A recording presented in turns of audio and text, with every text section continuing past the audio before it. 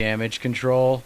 Oh yeah. And instead of this momentum behind replacing Biden waning. Okay. Yeah. Yeah. All Absolutely. right. All right. Let's go. Here we go. And 3, 2, 1. Welcome to the Left Coast Live. It is Monday, July 1st, 2024. I am your host, Dieter McBusiness, joined as always by the one and only Stat Pat Stateless Patriot. Well, how much difference a weekend makes, Stat Pat? No At kidding. Thursday night, everyone was talking about who would replace Biden, and now everyone is talking about whether or not we should again, like we were back in February. Yeah. So we come up to this moment where we think we're going to make a big and bold decision, and then we take a deep breath and we come back down and we're like, oh, wait, maybe it's not that bad. Let me tell you something. It is.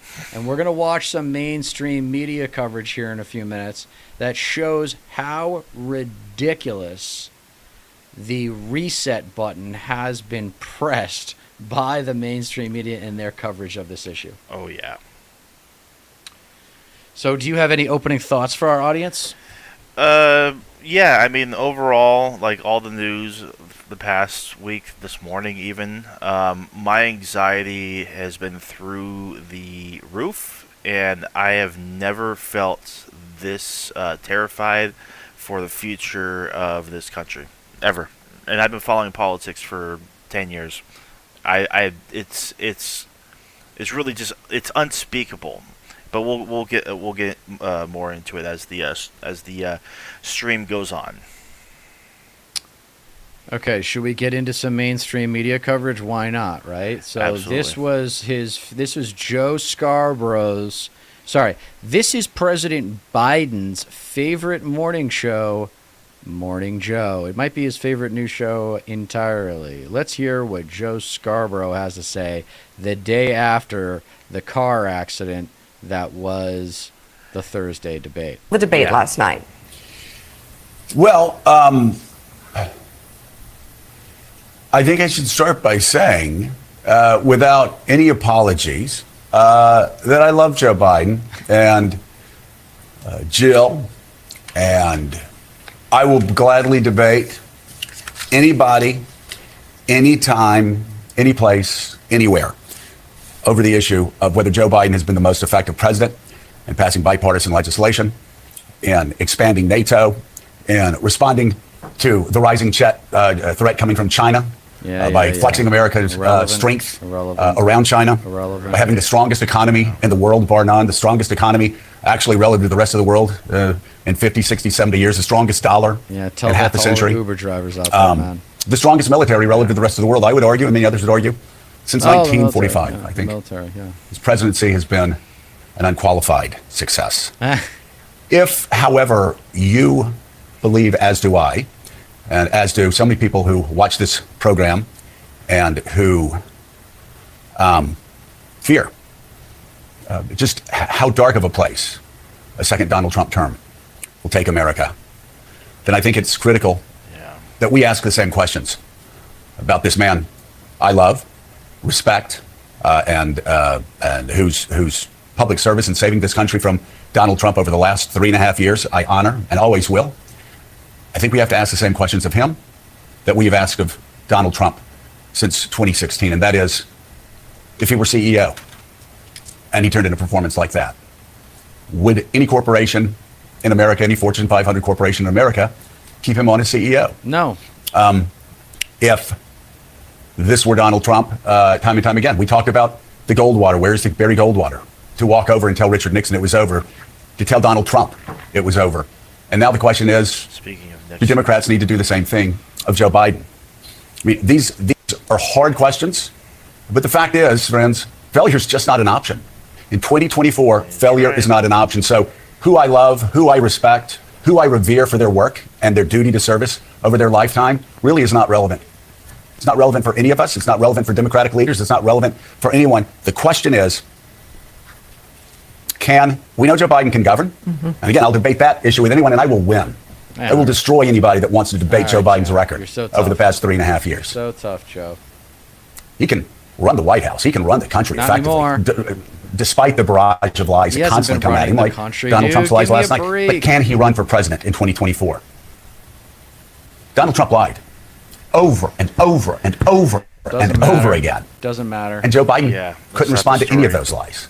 They want that to be In fact, as the New York Times said, he spent much of the night with his mouth agape and his eyes darting back and forth. He couldn't fact check anything Donald Trump said. And not only that, he missed one layup after another after another. Yeah, like we Yeah, talked it was about. past He his couldn't respond bedtime. effectively to Donald Trump trying to overthrow American democracy on January 6th. He couldn't respond effectively to Donald Trump's continued stream of lies about his own record. And he couldn't even respond effectively on the issue of abortion, where for some reason he darted wildly to the issue of immigration. And on immigration, as I said yesterday morning, any Democrat that can't turn to their Republican opponent and blast them for killing the strongest, toughest border bill in the history of America, drafted by a right-wing senator from Oklahoma, may not be up to the job. And so that's the question. I know people are waiting and say, oh, and David Plouffe, I have such great respect for David Plouffe. He said we need to wait 3 or 4 days because Donald Trump really turned off swing voters in a lot of focus groups once they saw him again. And that makes a lot of sense. But the door was opened so many times. This race should not be close. We've been asking, why is this race close? We have no idea why this race is close. We saw last night Biden looks why like this death race warmed has over. been close. Yeah. And why I Like, fear literally all the Donald Trump will polls be the next say president of the United it's States his age. unless things change. And I will say, Mika, Yeah. the one thing that I know that you believe it may have been because he was sick. Fuck. And I'm open to that come fact on. because I'll just say, as I've said on the show, I spent 3 hours with this man, maybe back in March. 3 hours. Cogent, on top of the issues, on top of every issue around the world. And last night, he simply was not on the biggest debate stage ever. And I think what surprised me and what surprised a lot of people very close to Joe Biden is the fact that this man always rises to the occasion. And last night was sadly for him, and I believe for Democrats in this country, and again, if you believe what's at stake at this election is what we believe is at stake, I'll even use the word tragically. He tragically did not rise to the occasion last night. Okay, so as you can see, you won't see us Yeah. spinning here on Morning Joe at all. But let me tell you what I believe, and then we'll go Like to Willie. you usually do. Biden had a terrible night. He could not land a thought, I know. not even in the closing statement, which is something. Like, that's I the like easiest how part. Write down a few undeniable words, it is, go even through for it. these clowns. Like, it's undeniable. Everybody saw it. Go through There's the no thoughts. spin. And while And I love how implicit in that is like, we're not going to spin today. We normally do. I validate the chaos and hysteria Democrats might be feeling, anybody who cares about democracy might be feeling, anybody who cares about women's rights and our safety and our lives might be feeling, totally understand that.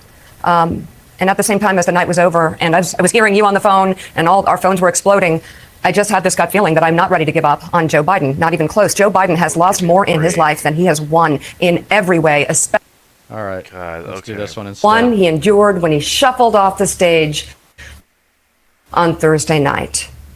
And then there were the headlines, sneering, mocking, jeering all at once. Look at this. Look at this. The New York Times editorial board says Biden is not the man he was 4 years ago, calling his candidacy, quote, you know a what? reckless gamble. Yeah, I saw Editors this at too. Georgia's largest newspaper, the Atlanta Journal-Constitution, normal reaction to echoed it that was? take, demanding the Your Like- initial reaction to it? Yeah, the to the New York Times editorial board and all of them basically Right. coming out and just saying Biden needs to go. This is bad. He needs to be replaced. And this and that.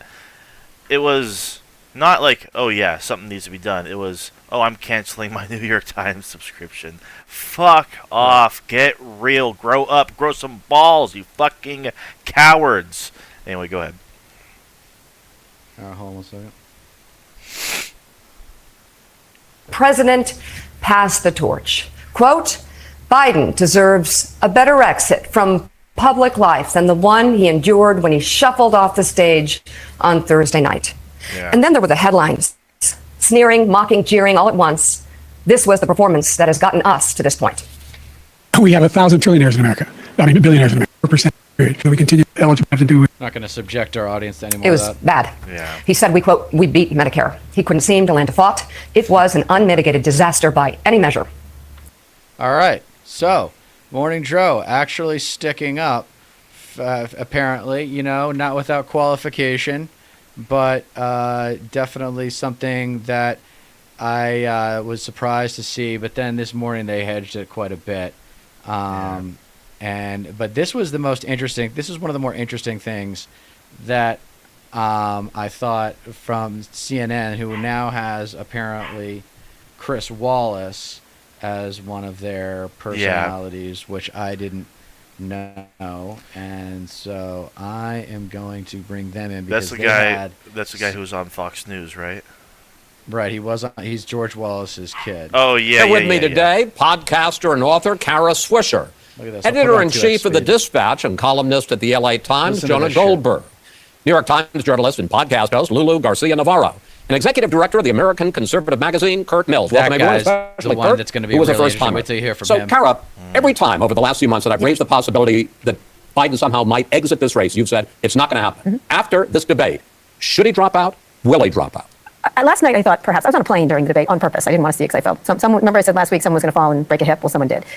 So I was worried about the thing. But when I saw it last night, I thought yes. Then I saw him at Yes, the rally today. he should be out. He should be out. And then I saw him at the rally. I'm like, who? And I saw him at the Waffle House right after. The Waffle House Biden is an excellent Biden. And today at the rally, he was very vibrant. So I don't think he's going to. you. So I don't think it really matters if he should or shouldn't. I don't think he's absolutely not going to I put mean, that. But what changed she's your not mind? I wrong mean, he because, like, bombed where in front was of that 50 million energy? people, and because he reads well off a teleprompter? Like after, like post debate, like Biden was Well, actually I mean, like he was He had to lively. think critically. He was over.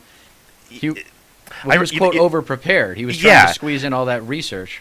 What it told me, what I think it was the fact that he was able to feed off the energy of a lot of other people because there's an audience. Like thinking about it, just how Yeah, he's a good retail politician. yeah, like the space that the debate took place in, like if you think about it, was like just kind of like creepy because there's just 4 people in that room, like other than the cameraman, obviously. It was just Biden and Trump and the 2 CNN hosts. Like you can't feed off of that at all, and so like Biden was probably like he was completely out of his element.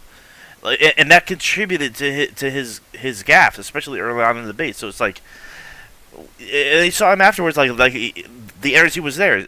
Yeah. That persuades you he should lead the free world for 4 years? No, but I think they were making their talking point was that the past 3.5 years he's done a very good job, and I think he could make that case to people. And one of the things that did persuade me a little bit is all the pundits were in a panic. They absolutely were. But then I was noticing a lot of stuff from voters, and they had a different reaction than pundits. And I just don't quite know what the actual reaction is beyond the Washington. How does she get in touch with voters? Listen to. Right. I love when people say, "Well, when I'm talking to voters, how are you talking to voters? Who are these voters you're talking to? Are they just friends of yours? Right. Like who are Get specific." Yeah. bubble. So, the Jonah, anecdotes. as a never Trump conservative, should Biden drop out, and will he? He definitely should drop out. I think if you actually believe the Thank things that you, Democrats Jonah. say about Trump being an existential threat to democracy, then you should do everything that you can within the law, This guy's and smart. within the rules, to put forward the best person who has a chance of beating Donald Trump. Joe Biden is losing right now. After that debate, he's going to do worse in the polls. And I find there's also just this sort of more basic question about whether he's actually up to the job. When Robert Hur, the special counsel, said that he was too old and it was denounced as this outrageous partisan hit. It is now the defense of Joe Biden, that he's an old guy, he's really, he has bad moments and all that kind of thing. I don't think that reading from a teleprompter is the same thing of having to actually answer questions for 90 minutes without any notes, using your brain and your recall.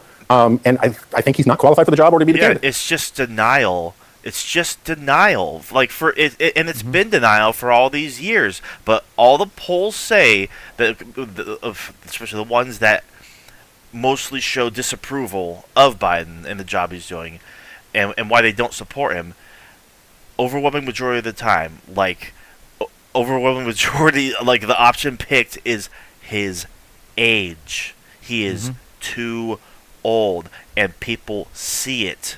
People recognize it. That is a problem, and that you can only hide it for so long. Not only was he out of his element on the debate stage, you saw him at how most people have picking up on they're his gaffe compilations and whatnot. That's the Biden that people see and have been seeing, but the media has been ignoring and just hiding away for years. Then there's the question of the party perhaps acting on its own. We've looked at the rules, and Biden's delegates to the Democratic Convention are not legally bound to vote for him. But they were handpicked by his campaign and are presumably loyal to him. Lulu, as a practical matter, Can Democrats force Biden out if he doesn't want to drop out of the race? No, I don't think they can force him out. This is something that has to come from him, and it has to come from the upper echelons of the Democratic Party. Yeah, if unfortunately. indeed that is the decision that is being made, and I see no evidence of that. I mean, I think there's a lot of panic, but I don't see any evidence at the top of the party that they are willing to do that right now. They really don't have, their hands are tied. There's really not a whole lot that they can do about it. But their hands aren't tied. I mean, the delegates are not legally bound. They could all sit there No and one's going to have an decide. internal coup in the Democratic Party to shove out Joe Biden. It's not going to happen. So to even sort of speculate about that, I think is irresponsible. In heaven. All right. Kurt, I mean, let me pick up on that because I want to pick up on something that Jonas She said. doesn't mess around. If you believe, as the Democrats profess, that Donald Trump is an existential threat to democracy, why wouldn't they, even if Biden doesn't want him to, throw open the convention and pick somebody who they feel more confident can perhaps ward off this threat of Donald Trump? I guess I just see it in direct opposite manner. If they do believe their own rhetoric, you're talking about the least democratic process possible. We had an open primary. He could have been challenged. The health problems were not new. He was not challenged seriously. There's the There Dean was Phillips person never who a moment got like 1% of the this, vote. you fucking idiot. There was never a public moment like this where the guy was basically exhibiting the symptoms of dementia. I'm not a doctor, but I do know people who have dementia. I know them well. And when you start talking like that, that's what it looks like. That's what it looks like. So this guy, I'm going to back him up because I was very interested. This is his first time on the show. Let's give him his regular speed of voice. Let's give him a fair chance. I think he's an idiot. Confident can perhaps ward off this threat of Donald Trump. I guess I just see it in direct opposite manner. If they do believe their own rhetoric, you're talking about the least democratic process possible. We had an open primary. He could have been challenged. The health problems were not new. He was not challenged seriously. There's the Dean Phillips person Primary who wasn't open. got 1% of the vote. Yeah, precisely. And now we want to have a panic convention 3 weeks into it. Also, the regulations, I believe, they decided to do it over Zoom in July. So we're talking about doing an open convention over Zoom. I can't imagine anything less democratic than what's being proposed there. I wholeheartedly agree. This is fantasy stuff. This is good for TV, but Biden's not going anywhere. And I always think it's very funny how doubted he is. This is actually the most implacable opponent Trump has had. Trump beat Hillary Clinton. Did you watch the debate? What is he saying? And were you not Thank you. troubled by What Biden's is he performance? fucking? Why is this guy troubled here? by I love that the first timer, his first follow-up question and first time on the show was, "Did you watch the debate?" For fucking Well real. done, dude. Yeah. Well done. Chris This is- Wallace this is- doesn't fuck This is around. fantasy stuff. This is good for TV, but actually the most implacable opponent Trump has had. Trump Performance? troubled, like as an American. I mean, like he's Yeah, obviously yeah, too. pretend that but, you're an but I mean, my ideal president would not be in his early 80s, but he does seem like kind of fine. I sort of buy the line that he has a cold. guy- what? I don't Where approve of a lot of decisions he made guy's- in his presidency. who is this man? But he The won American vote, conservative. And, he won That's the who vote this of his guy party is. in the spring, and I see no reason why he should be defrocked because he had a raspy voice last night. He's A trying, raspy okay, voice. He's trying to. A He's trying to. raspy voice. He had a cold. God. Maybe he wants Biden to stay in it because that way he knows Trump wins. That's exactly what I was about to say. Oh my God. He's also trying to. There's also the medium is the message moment here, where commentators try to sound original. Yeah. They kind of want to have an original take, but they also want to play within the lines of what they've been told. Yeah. So he's been told to be different, keep Biden in the race, but he's like, He okay. hasn't Let's just lay articulated this out. himself If very Biden well yet. What'd you say? Oh, yeah, he's been told that, but he hasn't articulated those talking points well enough yet. somehow exits the race, either of his own volition or a coup inside the party, is there a Democrat who do you think would have a better chance of beating Donald Trump? Plenty of Democrats. Generic. He's so I beautiful. think Gretchen Whitmer would have a pretty good chance. Governor of Michigan. I think the governor of Pennsylvania. I think a governor in general. Governors are the last politicians as a category in this country that actually care about, first of all, governing and dealing with a majority of their own voters and know how to talk to their voters in a certain way because they don't have to nationalize their politics. Don't you think it's too late for all of this? Oh, it'd be very hard. I mean, and also Gretchen No, Whitmer, it's and not. I've The interviewed her convention recently hasn't for her started new yet. book. What are you talking about? It's not too late. And she is a charismatic leader. She's done a lot in Michigan. She's brought in a trifecta for the state. I mean, there's a lot of enthusiasm around her. But frankly, she polls at 5% nationally. People don't know her. Because So That's not running. true. right, but the idea that they're going to get to know her between now and It doesn't November, or matter. any other of these candidates, is I think Obsessed with People are numbers. talking about the governor of Maryland, who's this really articulate black dude, and he's like, I'm like, yeah, put him in. I don't care.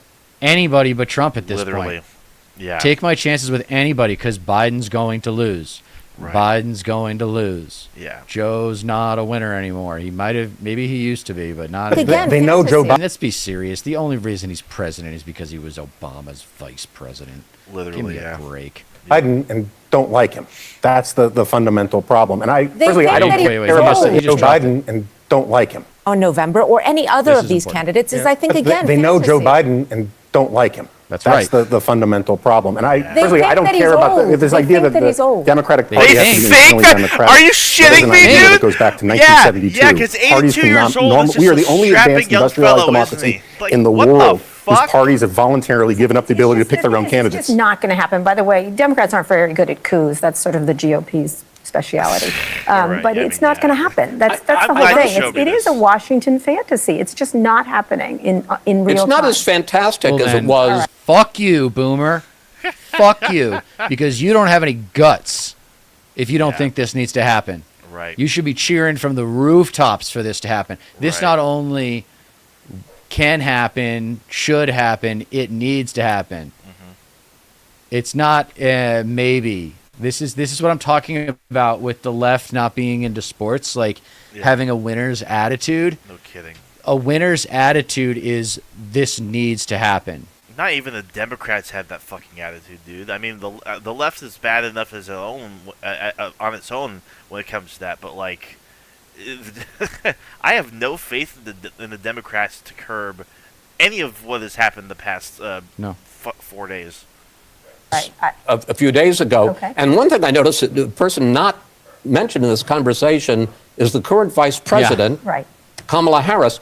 Who Do I you was see any saying- possibility? Now, I want to be forthright. During the live watch on Thursday, my instinctual reaction was to think it would be Kamala Harris as the nominee simply because she's the vice president. Right. Having thought about it more, seen analysis, and being reminded of a few things about her, I think the best course of action is to actually have it be somebody else. But I'll get into more about that in a minute. If Biden somehow exits this race, that the Democratic Party as it now stands would pass over the first black woman vice president. I mean, they could. I mean, she is the best known of them, right? I mean, of all of them, she's the best known. So she would be the natural person to pick. But I think there's quite a few candidates. There's Gavin Newsom. Gavin Newsom probably is her biggest competitor, would be my guess, between the two of them. But again, it's not going to happen. It's just You're sticking with that. I was watching a lot of the statements from Barack Obama and some others, and I just don't see. They're not going to say it in public. They're going to go into him in private. All right. Yeah, it's a decent point. Yeah, so like out of the clips we've watched so far, like I already saw the one with Mika, I already saw the one with Morning Joe and Mika.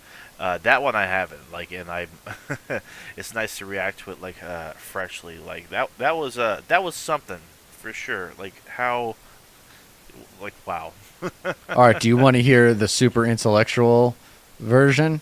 Sure. Do you want to see? Okay, so this is the How intellectual are we elongated getting? form. This guy Biden comes has been across as dogged by- pretty smart, but President you'll hear Biden has his been dogged analysis. by low approval Okay, ratings. this is what I like to call normie political analysis. What you are about to see is extremely superficial. Listen to what this guy brings to the table when he talks about these individual candidates. Because what he thinks is important, what he thinks should drive their chances of becoming the next presidential nominee for the Democratic Party, to me, is not consequential and not what should be the criteria by which these candidates are evaluated. Right. In recent years, and also with some concerns with voters regarding his age.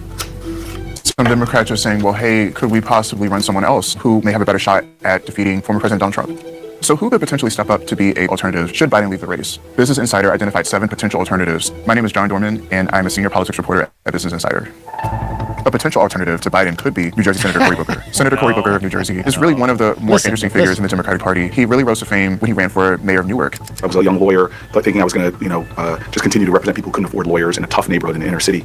But the community there, community leaders, really pushed me to get into politics. He was running against an entrenched Democratic machine, and he won. He had an interesting profile. He grew up in suburban New Jersey, outside Newark. He went to Stanford University. He went to Yale Law School. He was really seen as the future of the party really early on by a lot of figures. He was New Jersey's first black senator, and he served there since then.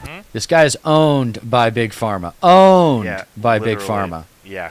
The power of connection is always what sort of fires me up. Cory Booker ran for president in 2020. When he jumped in, he was a top-tier candidate. I'm uniquely qualified to get rid of Donald Trump. Are we going to allow somebody to provide us to the greatest? What'd you say? When he jumped in, maybe he was, but like slowly but surely, he just like fell the fuck off. He's the kind of guy that I feel like if I could have coached him, if I could have got my hands on him, I could have made him into something special. But they're just in the system. They're in the system. Yeah, he seems to have like drive and charisma. He's got talent. He's talented for sure. Yeah, he's a smart guy. There's no doubt about it. You don't get all those accolades like without being a smart guy. Of course, but he's not politically savvy. He's not. He doesn't have the right positions. He's bought out by Big Pharma. Obviously, he's had some horrendous votes. So yeah, it's a non-starter. Or are we going to come together as a country? Listen to what you're about to hear. He thinks is relevant for. Oh God. For Booker. To a sense of common purpose and common cause again. But he also kind of struggled in many ways in a crowded field, similar to Kamala Harris and a lot of other candidates. So he ended his campaign, and so far he's been a really strong supporter of the Biden administration. If he were to potentially step in for Biden, there are several things that would go well for him. He has really high name recognition throughout the country. He really went viral for his questioning of Ketanji Brown Jackson. Right. I'm sorry, you're a person that is so much more than your race and gender. You know what they say? Oh, wait, you know what they say about Hollywood being, or sorry. Do you remember what they say about Washington being Hollywood for ugly people? Well, these people aren't so ugly, but this is pretty Hollywood. For Biden, there are several things that would go well for him. He has really high name recognition throughout the country. He really went viral for his questioning of Ketanji Brown Jackson. I'm sorry, you're a person that is so much more than your race and gender. You're a Christian, you're a mom, you're an intellect, you love books, but for me, I'm sorry, it's hard for me not to look at you and not see my mom. Some things that probably would be detrimental to him is that even with that sort of recognition, you would have to run a campaign in just a few months. It takes a lot to run a national race, and stepping in as the presidential candidate is a big leap. A potential alternative from a key Midwestern state is Michigan Governor. See, I don't think it should be inherently someone that ran against him back in 2020 in the primaries. Right. Like, I don't think it should be anyone. Gretchen Whitmer. Governor Gretchen Whitmer of Michigan is a really unique candidate. She was someone who was a former state lawmaker. When Gretchen Whitmer won the state in 2018 after 8 years of Republican control, it was a big deal. Since then, her profile has exploded. We, the governor's going to fight for our reproductive rights, not give them away. One of the things for Gretchen Whitmer that attracted a lot of national attention was a kidnapping plot. A group of militiamen conspired to kidnap her in 2020. They were upset about coronavirus restrictions in the state. The FBI announced the plot, and the men were subsequently arrested. Which is crazy. Attorney General Dana Nessel was joined by officials from... So this is like Booker with the judiciary hearings. It's like this is the biggest news story that came out about this person. That's how America knows this person. Right, of course. There's no real professional achievement here that says that this person is capable of enacting great policy as president. Literally, I have yet to hear anything. There's no deep political analysis about these people. It's just like, here's why they're notable. It's like, here's what their name. Here's name recognition. Here's how America knows them. You know, the just obvious stuff. Oh, Gretchen, has he even said that she's from, I mean, he said that she's from Michigan. Yeah, the governor, has he mentioned how important that is? From the Department of Justice and the FBI to announce state and federal charges against 13 members of 2 militia groups who are preparing to kidnap and possibly kill me. One thing that really benefits Gretchen Whitmer is the fact that Michigan is a key to Democratic chances this year. It's a must-win state for Biden. Forgot he wrote that. Senator Amy Klobuchar of Minnesota. No. What are you thinking? Listen, Dude, he spends less than 10 seconds on the most important part of Gretchen this Whitmer. year. It's a must-win state for Biden. Michigan is a key to. Possibly kill me. Yeah. One thing that really benefits Gretchen Whitmer is the fact that Michigan is a key to Democratic chances this year. It's a must-win state for Biden. 7 Senator seconds. Amy Klobuchar of It's the Minnesota most is another important really variable interesting about figure in the Gretchen party. She ran for Amy the Senate in Klobuchar, no 2006, chance. and she Get won the in a hell out of here. landslide. She's so and weak. pretty much since Yeah, then, she's won her. Okay, come on, guys. It's a casting decision. It's a casting decision. The fact This that they is think- going to beat Trump. I think Amy This- Klobuchar has worse chances than Biden. For real, like what the fuck? These are just names. It's all based on name recognition. There's no talent-based analysis here yet. There will be in a little bit, I think. Elections pretty easily. She ran for president in 2020, and she famously had a speech that she was giving during the snow. A lot of people may remember that. We don't let a little snow stop us. And that has what to do with her replacing Joe Biden as the DNC nominee. Let me guess. That's how people are going to know her? Like, give me a compilation of these people on camera in their public persona. Their Give me accomplishments. Right. Well, that's what we want. We want the resume. course. We want the policy. But the political marketing side is how is this Yeah. person going to be able to work the media? Because as Let soon alone as this beat person Trump. becomes and that's how you're going to have to beat Trump is to work the media. We'll talk about that in a minute. Let's get through Amy. Jesus, this is brutal. We don't let a little cold stop us. Like, are you guys even cold? She's someone who really overperformed expectations in the New Hampshire primary, and that really kind of kept her campaign going. We are so close. I Yeah, woke the up this primary morning that Bernie and won. found out that in one of the national Hold on polling, one second. Emerson polls here in New Hampshire, we'd gone up to number 3 since the debate. Oh, you're so amazing, Amy. You're The so way she amazing. You're talks, such I a wanna- winner. I want to beat myself over the head. I know. It matters. It Yeah, matters. It does, yeah. It matters, man. It matters. I'm telling you. Like, if there's anybody out there who can help me get an image consulting job for these political figures, please. Not to Like, just mention coaching on performance. the Their stories- performance sucks. The stories of her staffers and whatnot, and how abusive she was, and just what an entitled piece of shit she was. How she Yeah, acted. I mean, she gives Hillary vibes. She gives Or- like a Midwestern Hillary vibes. Well, I guess Hillary was from the Midwest. But when she faltered in South Carolina, shortly afterwards, she ended her campaign. Since then, she's been a really big supporter of the administration. Today, I am ending my campaign and endorsing Joe Biden. Because Barack Obama told me to. Yep. If she were somehow the nominee to replace Biden, there's lots of things that would be going well for her. She has a moderate profile. She's not someone that really throws lobs or is incendiary. She has a really great relationship with Republicans. Wait, Not hold someone on. that really throws lobs or is incendiary. Well, don't we want incendiary? Listen. She has a moderate profile. She's not someone that really throws lobs or is incendiary.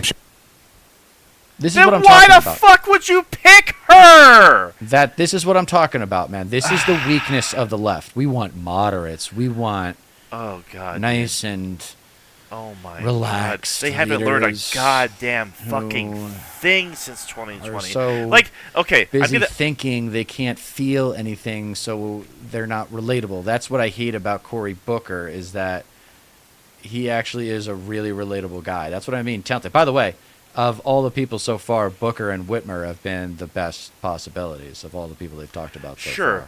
far. I'm going to make a guess that Bernie and Elizabeth Warren aren't even included in these 7 people, even though they performed better than Cory Booker and Amy Klobuchar did during the primary. Yeah, but they're not in the Biden inner circle, which is the course. implicit point. He doesn't lay out his criteria. That's what bums me Yeah. out about this analysis. Any good piece of analysis is going to lay out for you what the criteria was, at least in a superficial way, Yeah. what the criteria was for evaluating whatever's being evaluated, in this case, political figures. Right. And this guy is clearly just using the public's relationship with the individual candidate Right. with the political figure. And, they'll remember Gretchen Whitmer for that time she almost got kidnapped and killed.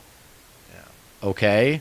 Well, what else? What is she passed? What is her presidency going to look like? Exactly. That's where the insight is. This guy's got 13 minutes of my time. He's got a huge brand named Business Insider behind him, doing something that we're kind of doing right now. Yeah. Trying to add some specificity to what the hell is going on in this world. In our, at least, I should say our country. We shouldn't be so arrogant. We don't know what the hell's going on in the world. Right. We only know what's going on in our country, kind of. But this is the missed opportunity of second-level media players that could actually be offering some kind of real insight. This is a really well-done video, and the content itself sucks. Yeah. She has a really great relationship with Republicans. I have brought people with me who are moderate Republicans and there you go. There comes another one. I have brought Really throws lobs or is incendiary. She has a really great relationship with Republicans. Why do you want that? people with me who are moderate Republicans and independents in every single election. I have one in the reddest of red congressional district. Who gives a shit? And with Is there some ease. okay? She's okay. a proven vote getter. Is there a single Democratic voter that gives half a fuck about a Democrat that gets along with any Republican? No. Any Republican. Doesn't matter. Do you have no perception of the modern day Republican Party and their behavior and what they're doing, what they're trying to pass, what they're blocking, what they're stripping away, how they're behaving? Give me a break.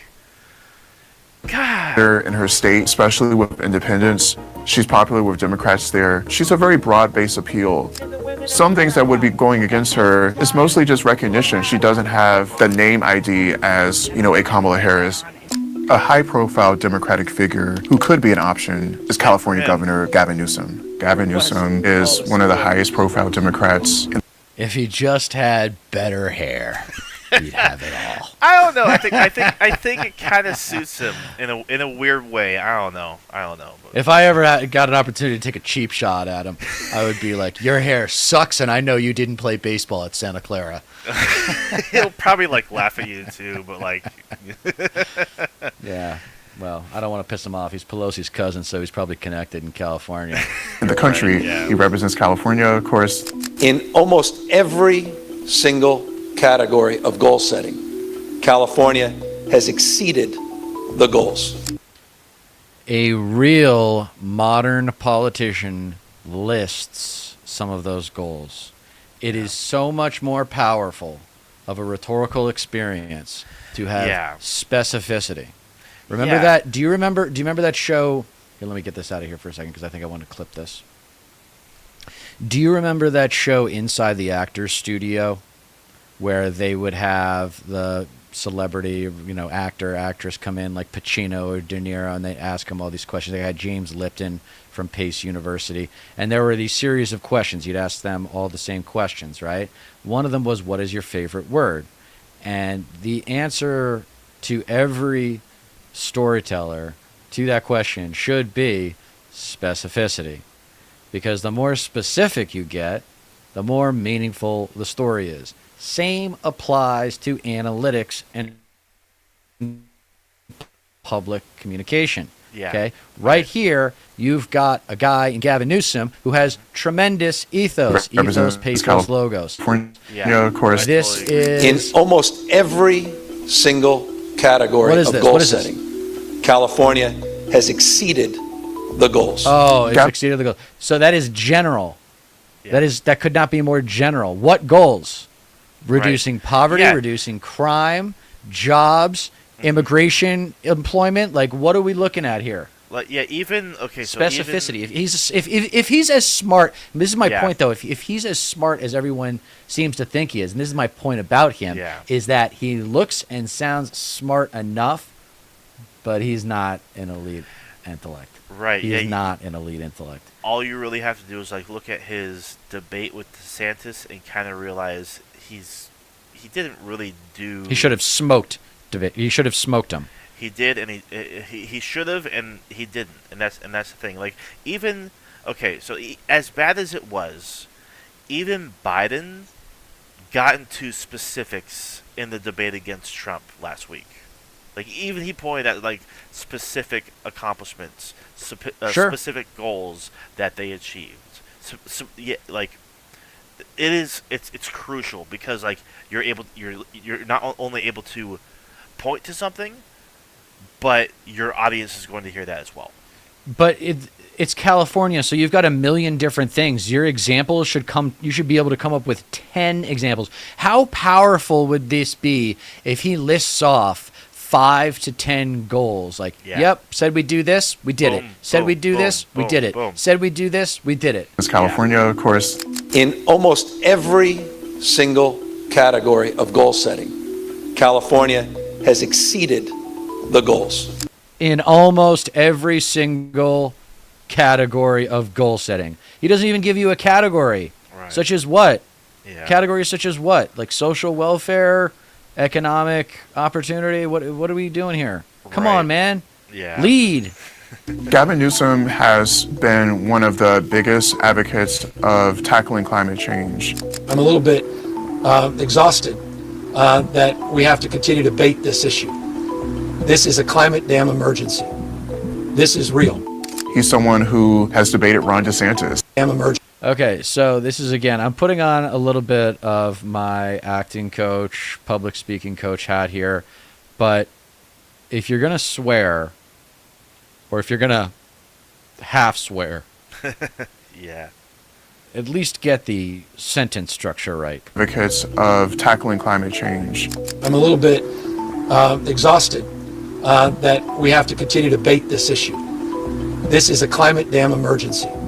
This is a goddamn climate emergency, or this isn't a climate problem, this is a climate catastrophe. Yeah. Who the fuck is coaching Gavin Newsom? Yeah. This guy looks like a superstar and could be a superstar if he would get some fucking coaching. Well, every political figure needs at least one person in their life that can get in their face and tell them to fuck off and die. And they will still be friends with them. That's how it works. Yeah. It was Leo McGarry for, Jeff, whatever his name was, Bartlett from West Wing, and there was the Robin Williams movie, Man of the Year. We had Christopher Walken played the chief of staff. There's always got to be one guy, and I don't think Gavin has that guy, or if he does, he's a West Coaster. And if you want to know anything about national politics in America, understand it's an East Coast game, baby. And if you're not working the corridor being defined as Boston, New York, Philadelphia, Baltimore, Washington, D.C., then you're getting worked by the corridor. Yeah. And I think if Gavin gets into this situation, even if he becomes president, I think he's going to get worked by the corridor. I don't think he has the first clue as to how to work the corridor. Yeah, I don't think that he would overcome a whole lot of outside forces. The hurdles. Yes, yeah, the outside forces, the hurdles. Not to mention right here in this clip, I think it even goes beyond just the lack of coaching. I think it's just that he's not as passionate about the issue as he's really. I don't think he's trying. No, I think he's a bad actor. I think it's bad acting. Well, tackling too, climate change. But also, what exactly? I think if he actually did more about the issue, he would come off as more genuine, and he just doesn't. But I think you're right too. Exhausted that we have to continue to bait this issue. This is a climate damn emergency. This is real. He's someone who. That was kind of funny there. He just looks down at the end, yeah, right. I totally see what you mean. This is a climate damn emergency. This is real. He's someone. It's kind of funny. Yeah. Who has debated Ron DeSantis, former Republican presidential candidate. He's willing to really go into the ring with a lot of conservatives. He knows how to go against Republicans. He's not somebody that's willing to back down. He also can do it in a way that isn't off-putting to swing voters. He's someone who can speak about reproductive rights, who can speak about climate change, who can speak about education, who can speak about healthcare in a way that people can connect to it. Some of the things that What is that based? How does that contrast with Gretchen Whitmer? How can Gretchen Whitmer not talk about all of those things just as profoundly? No kidding. And Like, just as well, maybe even better. he seems to be I getting mean, a whole lot more. a mom figure talking about educating kids seems way more powerful to me than some slick Bay Area tech bro looking dude talking Yeah. about education to me, doesn't it? To you? Tell me Right. about political marketing in that dynamic. Yeah, it looks like he's trying to give him like a whole lot more credit than Yeah. who's mentioned so far. Like, yeah. That may hurt Gavin Newsom on a national level is also the things that some people say are beneficial for him. Some people may not think that him being as combative with Republicans is a good thing. Some people may think that that turns off swing voters. Again, this is what I'm talking about with superficial analysis. Yeah. Okay? Yeah. It's not about playing to the center. It's about playing to the apathetic voter. The voter who needs to get off his or her ass and fill out the paperwork in November, preferably October, get the mail-in done, and not have to actually show up on election day because their life is too busy. Okay? You need people. This is the mail-in vote has been the key to Democratic Party success for a really long time. And it's only recently been discovered in the last two presidential elections. Yeah.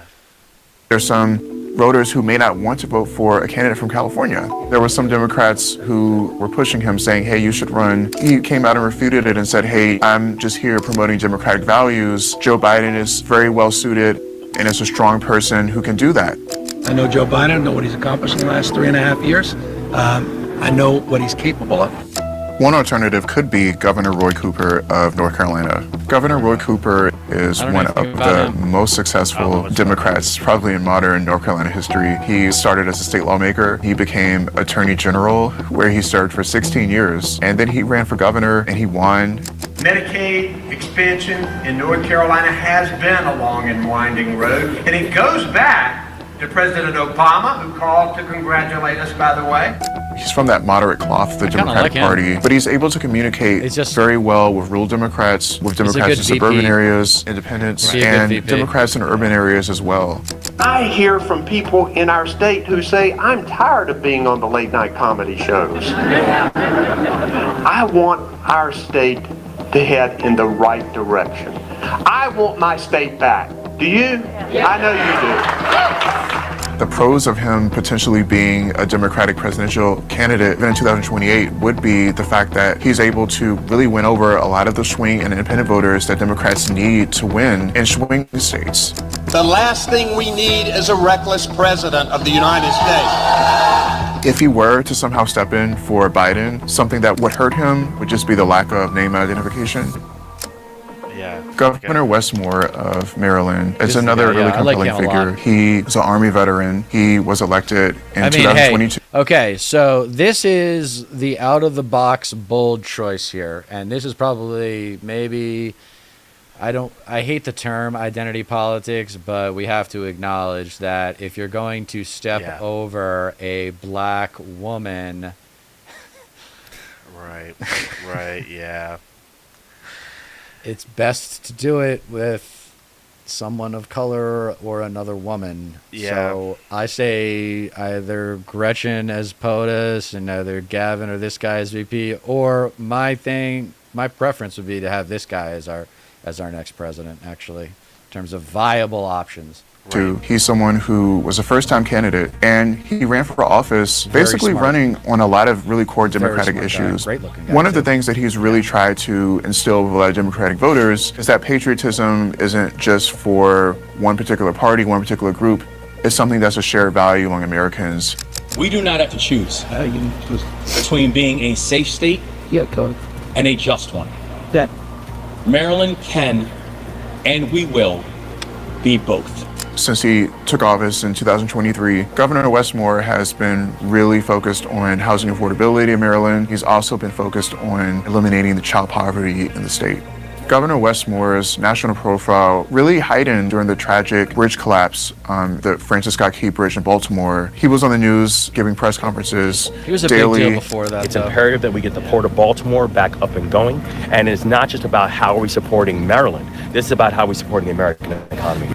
For a lot of people, that was their first view of Westmore and a lot of issues that were going on in Maryland because of that bridge collapse. Governor Westmore is a very strong ally of President Biden and Vice President Harris. And by the way, our vice president is lights out. The work that she is doing around gun violence right now is spectacular. It is first in the country kind of work. When some people suggested that he could be a potential candidate, he said, no, I'm supporting the administration. Perhaps the most recognized. Did we pass any meaningful gun legislation under Biden? No. Recognizable potential alternative is Vice President Kamala Harris. Kamala Harris would be a natural successor. Kamala Harris is the first Indian American vice president. She's the first Black American vice president, and she's also, of course, the first female vice president. She was a former district attorney of San Francisco. She was a former state attorney general. And she's the biggest political liability this country's ever seen. Really, though?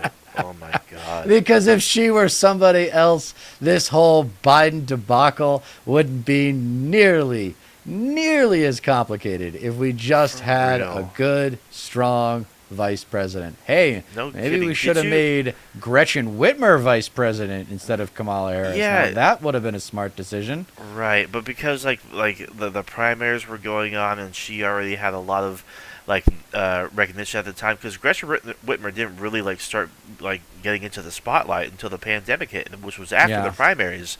So it's it's especially frustrating because but they could have gone with a Cheney type. They could have gone with someone that is clearly going to be able to run the. They could have gone with Roy Cooper. Yeah, they could have gone with someone like that. They could have gone with a lot of other people. There's so many political figures that we have not heard of that are doing important work and are actually passionate about public service. Yeah. California. Justice should not depend She's not on how you look, on the color of your skin, on how much money you make. It shouldn't depend on where you were born or the language your grandmother speaks or what political party you belong to. She was elected to the U.S. Senate in 2016. She ran for president in 2020. We need a new commander-in-chief. And she was, in many ways, a top-tier candidate. Kamala Harris's 2020 campaign started off with really lofty expectations. She had a lot of support from female voters. She was getting some steam from Black voters. And a lot of people were really excited about her candidacy, thinking that she could be the first female president. A lot of people thought she could have a broad-based campaign that could really rival Joe Biden. That now viral moment when Kamala Harris confronted Joe Biden about desegregation efforts in the 1970s, that was also something that really got her higher up in the polls. It was hurtful to hear you talk about the reputations of two United States senators who built their reputations and career on the segregation of race in this country. But it was just really hard for her to break out, being that there were other center-left candidates who were running. She left the race, and then she was tapped by Joe Biden to be his vice presidential running mate. And when they won, she made history in that respect. She's also a candidate who has a lot of connections with Black voters, with female voters. She's currently really the face of the administration's push for reproductive rights. She's gone all across the country campaigning against not only Republican policies on that issue, but against the Supreme Court decision which overturned Roe versus Wade. Donald Trump's friends in the United States Congress are trying to pass Kamala and Gretchen? If she were to somehow take over for Biden, everybody knows who she is, so she wouldn't need a natural introduction. But there are some things that are going against her. She also would still be tied to the administration. A lot of people are going to want a fresh face. President Joe Biden is committed to running for a second term. It's something that he's always wanted. It's very unlikely that he would drop out at this particular point, but it's not unprecedented for a president not to run for re-election. In 1952, Harry Truman decided not to run for re-election. I have served my country long and I think efficiently and honestly. I shall not accept a renomination. I do not feel that it is my duty to spend another 4 years in the White House. In 1968, President Lyndon Johnson declined to run for re-election. He was really weighed down by the Vietnam War, and his polling ratings had declined. I shall not sleep, and I will not accept the nomination of my party for another term as your president. In the unlikely situation that President Biden left the race before the Democratic National Convention, a new nominee would have to be selected at the convention in August in Chicago. It would be a very, very chaotic process. Can you imagine if our politicians were that humbled today? God. And it's oh, you mean putting the republic before themselves? You mean God. actually being public servants? Yeah, for real. There's a difference between a politician and a public servant. That's what people don't realize. Yeah, no politicians kidding. are supposed to be public servants, but some of them never stop campaigning. It's just crazy. It's kind of a night and day difference between Kamala Harris and a few other big name Democrats, because the reaction to the Biden's debate, she just would not stop just playing defense for him. It was well, he's a good president, and this and that. It just would not give any ground at all to the very pressing concerns that the media had and Democratic pundits and whatnot had towards his debate. Meanwhile, even Barack Obama will come out and say we all have our bad nights, or because Bad night. Gavin, That was legendarily bad, man. That was historically bad. That or was Gavin worse Newsom. than the Game of Thrones series finale. That was so bad, man. That was awful. We've never gotten more viewership on our broadcast than that debate. The shorts that have come out of that live stream have done better than anything we've ever done. And it's real. because everyone couldn't believe it. I mean, this guy that we saw earlier from the American Conservative saying that it's not that bad. He looked good at certain points.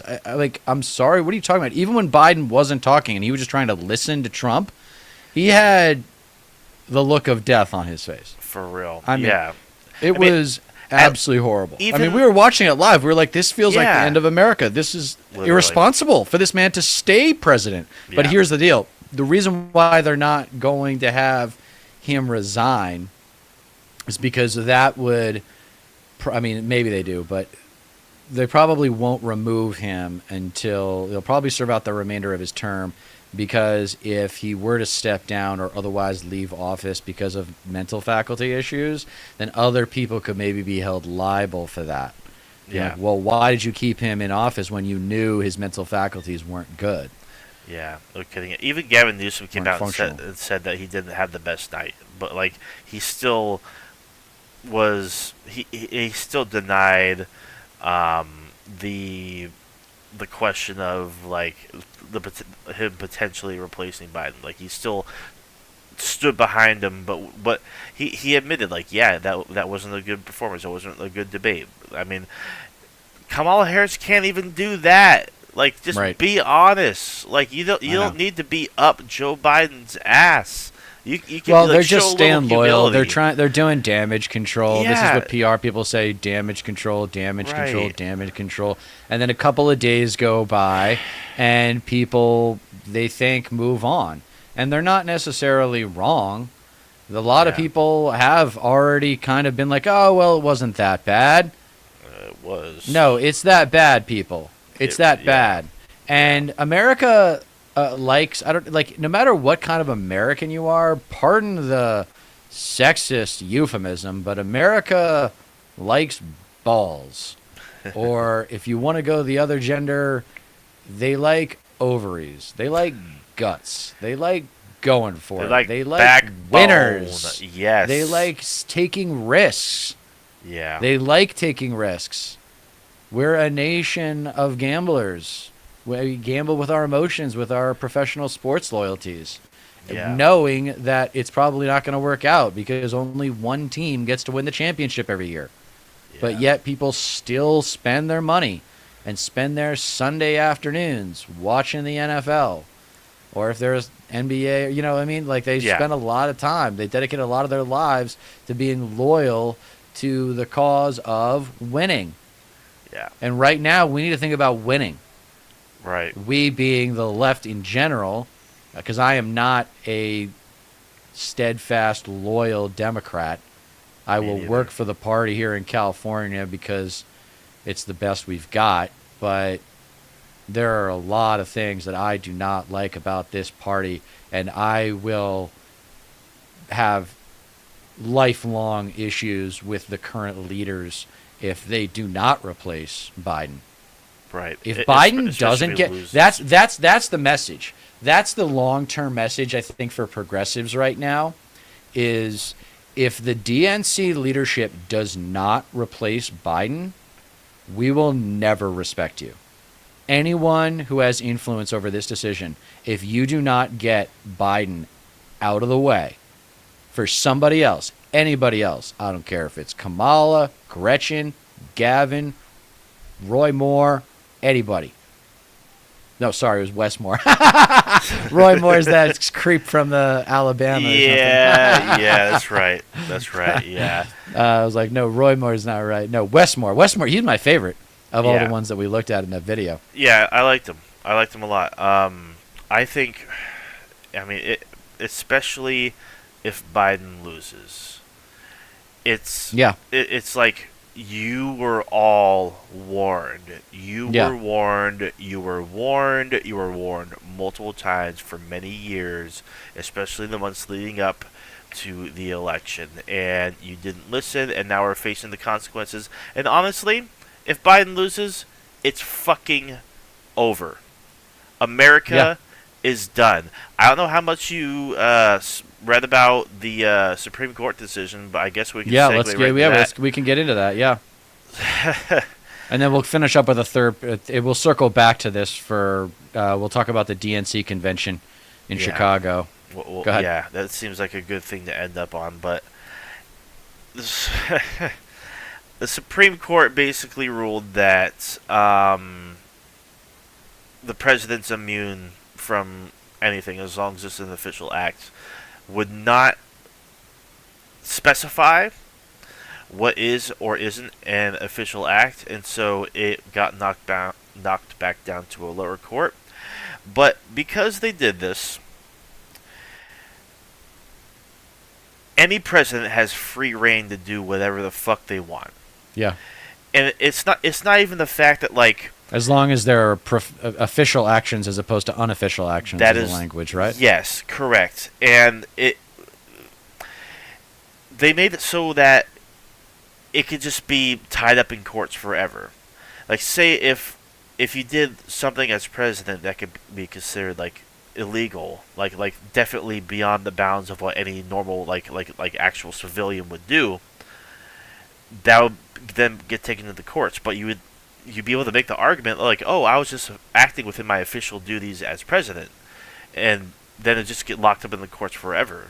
Like technically, yeah, you can be held accountable, but how long is it going to take? Because you'd have to determine what is or isn't an official act, and the ruling stated specifically that determining official acts and unofficial acts, say like if you ordered the assassination of someone and it was an unofficial act, you can't use evidence from official acts like conspiring with your cabinet or military brass or whatever. You can't use any of that as evidence to say that this unofficial act was, illegal. Illegal. Yeah.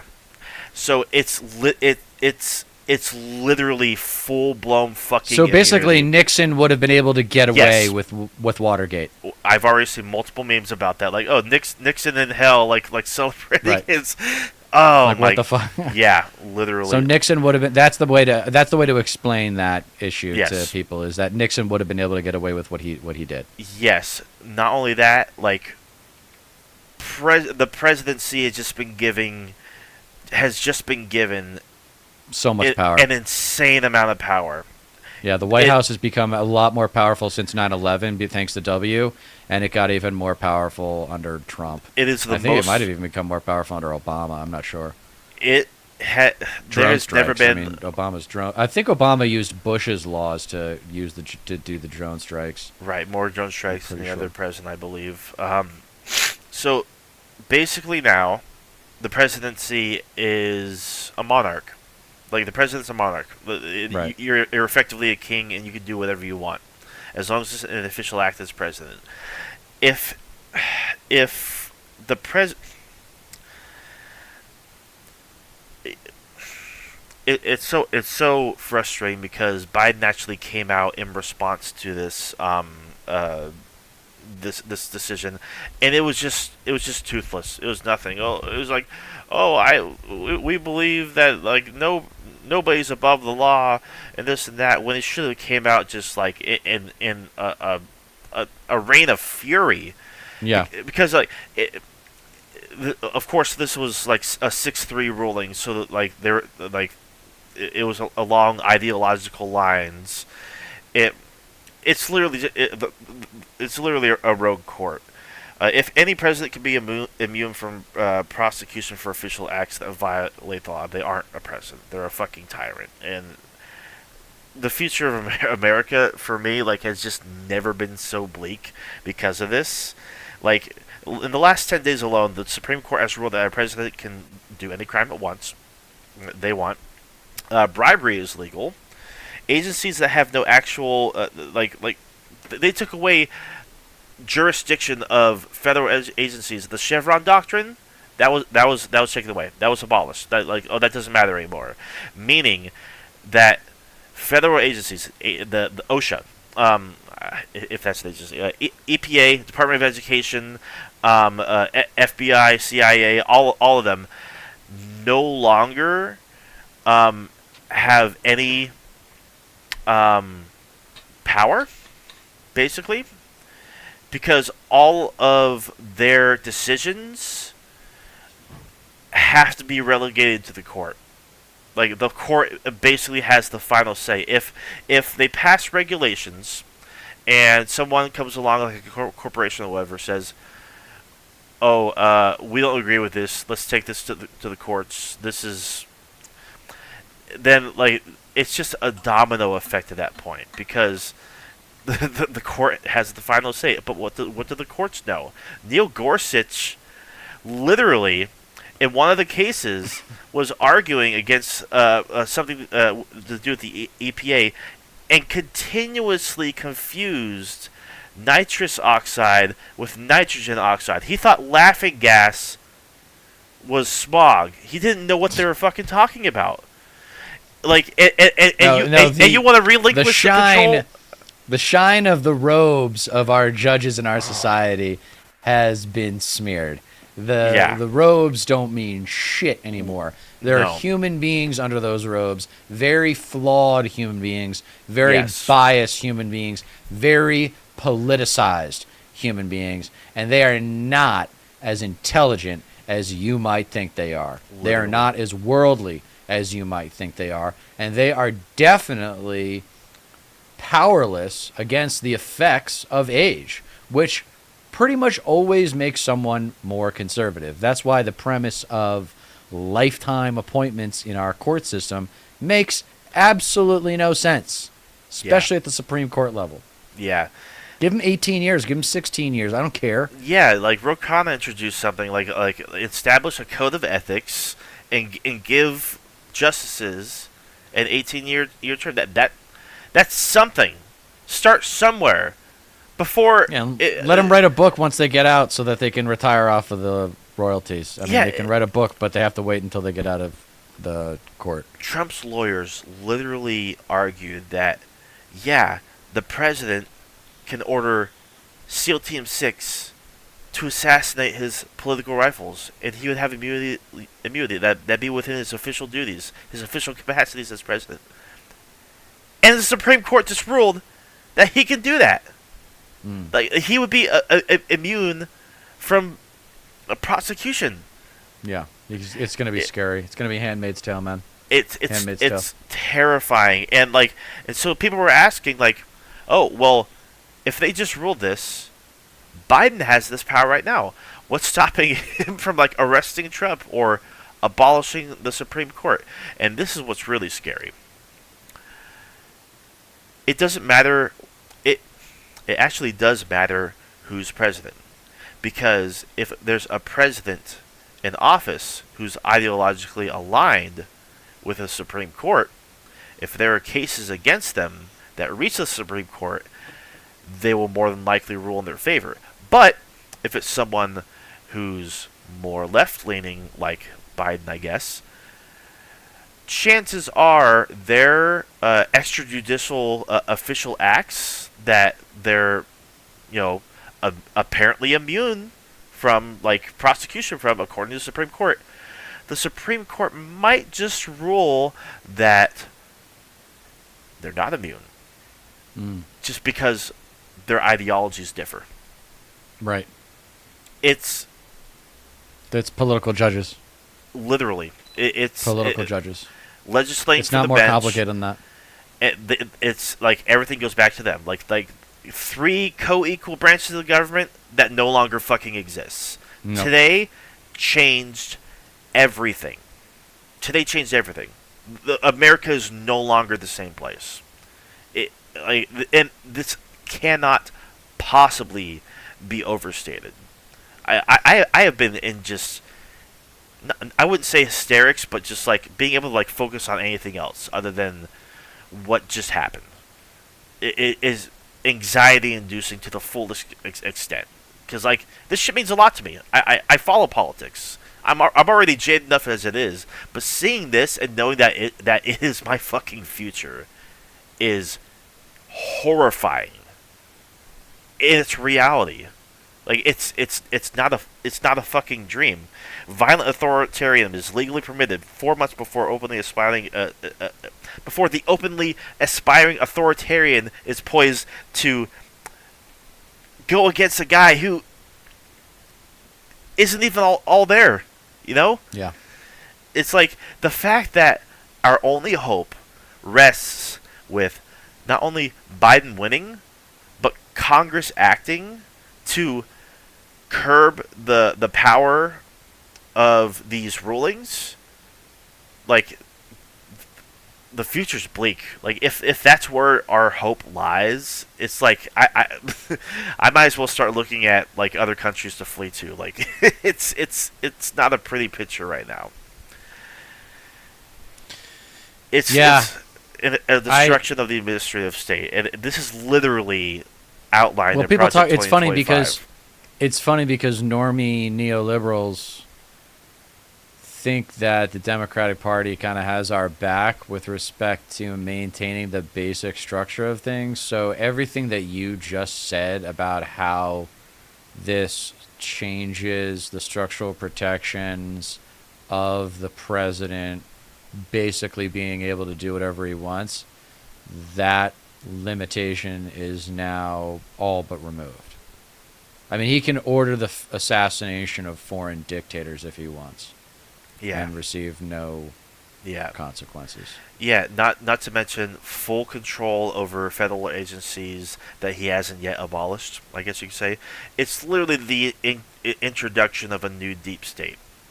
This is literally like the beginning of Project 2025. And then we know what's next is going to be a lifetime appointment for presidency. Yep. That's going to be the next one. What's stopping him? Literally. I mean, the only, I guess, silver lining in that regard is like who's next after Trump. The Republicans are already in disarray as it is, but like still, like after that, once it gets to that point, the damage is fucking done.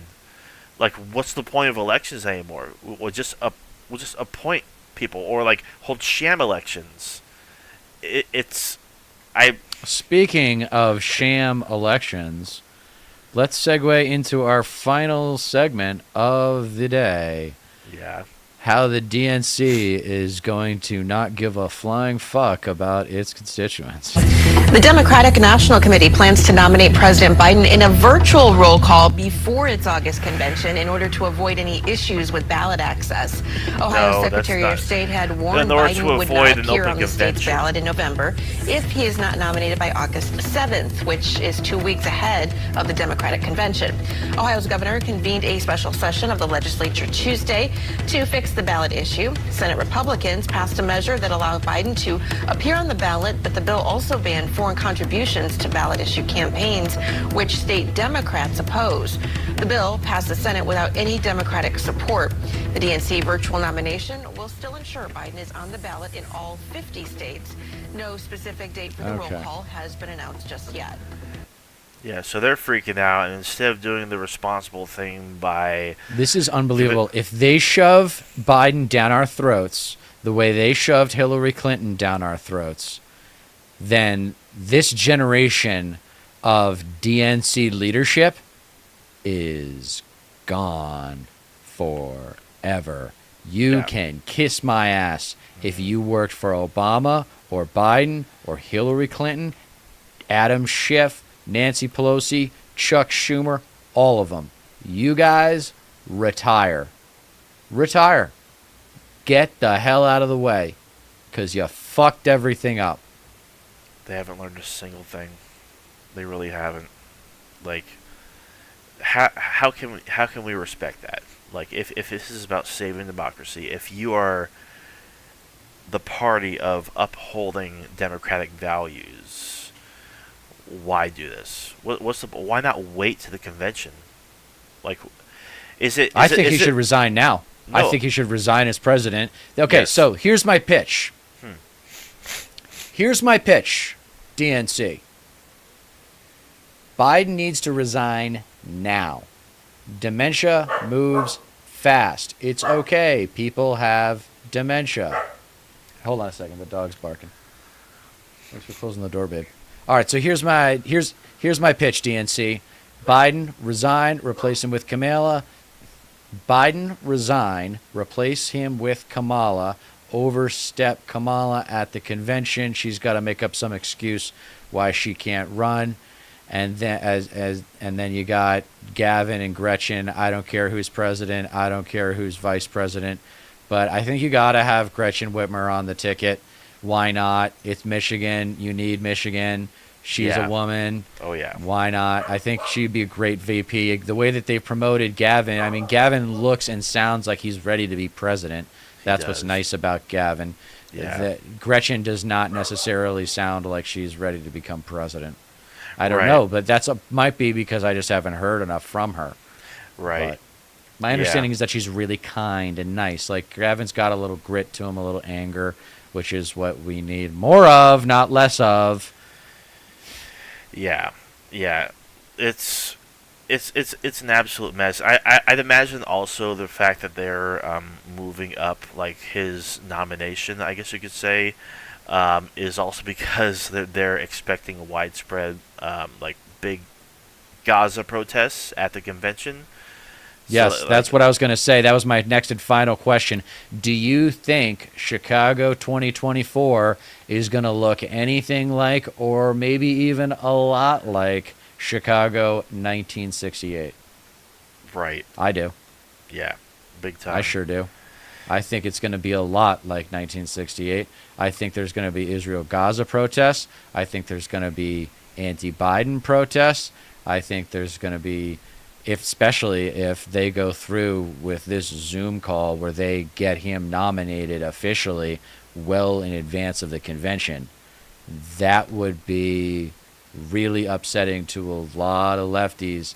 That would get, I would do something about it. I would support someone who wants to go to the DNC convention and protest. I can't get there myself, of course, but I'll call up some friends in Chi-Town, tell them to help.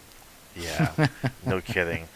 So, like, I mean, you got to make a point. At some point, you got to make a point. You do, yeah. It's just endlessly fucking frustrating, and like, it's especially since like Biden's response to the whole Supreme Court thing was like, "Oh, I know they just gave me a lot of power, but I refuse to use it because I'm above this. No president's above the law and whatnot." I want to read the dissenting statement from Sonia Sotomayor of the Supreme Court in response to the Supreme Court ruling.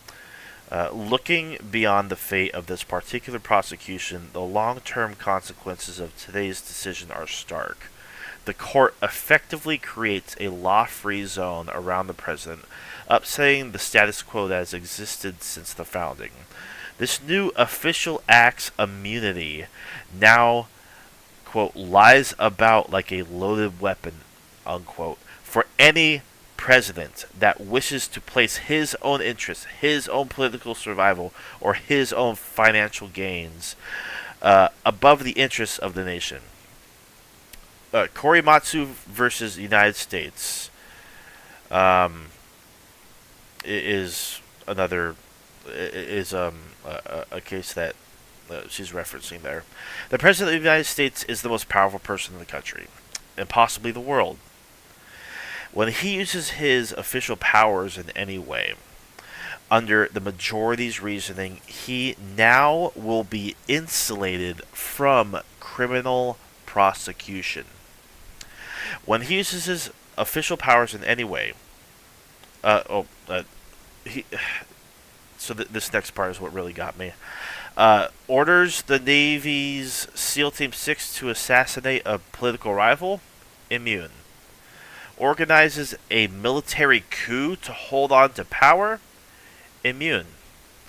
Takes a bribe in exchange for a pardon, immune.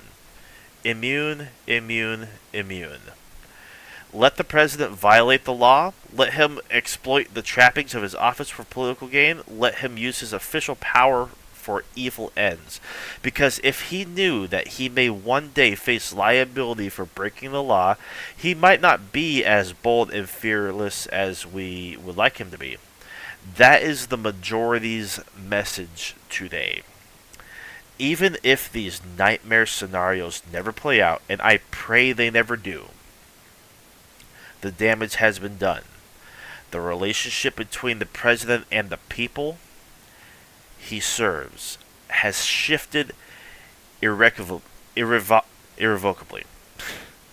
In every use of irrevocably, that's right. In every use of official power, the president is now a king above the law. This cannot be overstated. This is not hyperbole whatsoever. This statement is not scary enough. The downstream effects from this decision are going to be fucking huge. And to those celebrating it, like, if there's literally anybody at all, understand that Biden has these powers right now. And speaking of which, I think we should watch his reaction to it. He put out a statement that was only like 2 minutes long. I don't know if you want to like look that up and pull it up. I'm sure there's like something like maybe like C-SPAN or something like that. But I think we should watch that. I think our audience should see exactly just how much hope there is and how the Biden administration is handling this just unfathomably world-changing decision.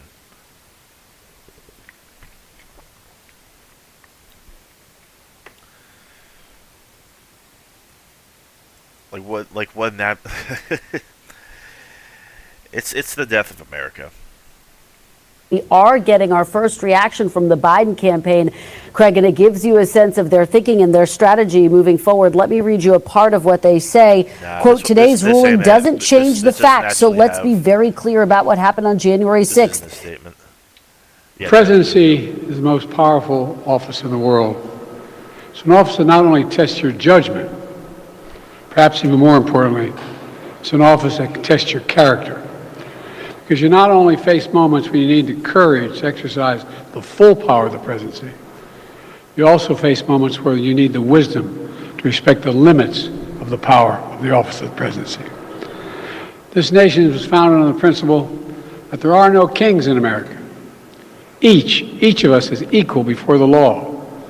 No one is above the law, not even the President of the United States. With today's Supreme Court decision on presidential immunity, that fundamentally changed. For all practical purposes, today's decision almost certainly means that there are virtually no limits on what a president can do. This is a fundamentally new principle, and it's a dangerous precedent, because the power of the office will no longer be constrained by the law, even including the Supreme Court of the United States. The only limits will be self-imposed by the president alone. This decision today has continued the court's attack in recent years on a wide range of long-established legal principles in our nation, from gutting voting rights and civil rights, to taking away a woman's right to choose, to today's decision that undermines the rule of law of this nation. Nearly 4 years ago, my predecessor sent a violent mob to the U.S. Capitol to stop the peaceful transfer of power. We all saw it with our own eyes. We sat there and watched it happen that day. Attack on the police, the ransacking at the Capitol, a mob literally hunting down the House Speaker, Nancy Pelosi, gallows erected to hang the Vice President, Mike Pence. I think it's fair to say it was one of the darkest days in the history of America. Now the man who sent that mob to the U.S. Capitol is facing potential criminal conviction for what happened that day. And the American people deserve to have an answer in the courts before the upcoming election. The public has a right to know the answer about what happened on January 6th before they are asked to vote again this year. Now, because of today's decision, that is highly, highly unlikely. It's a terrible disservice to the people of this nation. So now the American people will have to do what the courts should have been willing to do, but will not. The American people have to render a judgment about Donald Trump's behavior. The American people must decide whether Donald Trump's assault on our democracy on January 6th makes him unfit for public office in the highest office in the land. The American people must decide if Trump's embrace of violence to preserve his power is acceptable. Perhaps most importantly, the American people must decide if they want to entrust the president once again, the presidency, to Donald Trump, now knowing he'll be even more emboldened to do whatever he pleases whenever he wants to do it. You know, at the outset of our nation, it was the character of George Washington, our first president, that defined the presidency. He believed power was limited, not absolute. And that power always resides with the people, always. Now, over 200 years later, with today's Supreme Court decision, once again, it will depend on the character of the men and women who hold that presidency that are going to define the limits of the power of the presidency, because the law will no longer do it. I know I will respect the limits of the presidential powers I have for 3.5 years, but any president, including Donald Trump, will now be free to ignore the law. I concur with Justice Sotomayor's dissent today. Here's what she said. She said, in every use of official power, the president is now a king above the law. With fear for our democracy, I dissent. End of quote. So should the American people dissent. I dissent. How did they do this? May God bless you all, and may God help preserve our democracy. Thank you. And may God protect our troops. It's scary. Uh-oh. I lost you.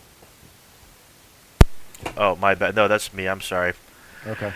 Yeah, no, unbelievably weak. He should have came out and announced the abolition of the Supreme Court, his resignation, and the endorsement of literally any big-name Democrat.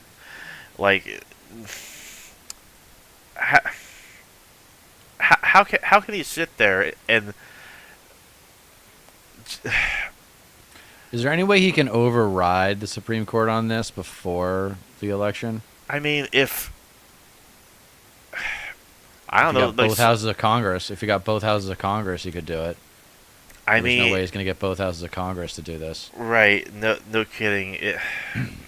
I mean, it's not like he can sign an executive order saying, "Oh, the jurisdiction of the Supreme Court no longer matters." I mean, is that who knows? Honestly, and the fact that he's not willing to weaponize like his newfound power and whatnot, like it just says a lot. Like, he's like, I know this rogue Supreme Court just gave me an insane amount of power and total immunity, but I assure you that I'm not ever going to use it because I disagree with their ruling.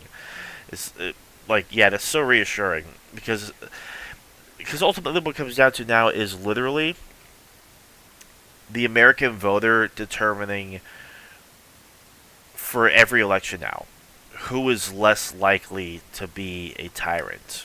Right. Like, period, point blank. What a horrible fucking day, dude. Like, this SCOTUS decision is literally now like the most important election issue by far and away.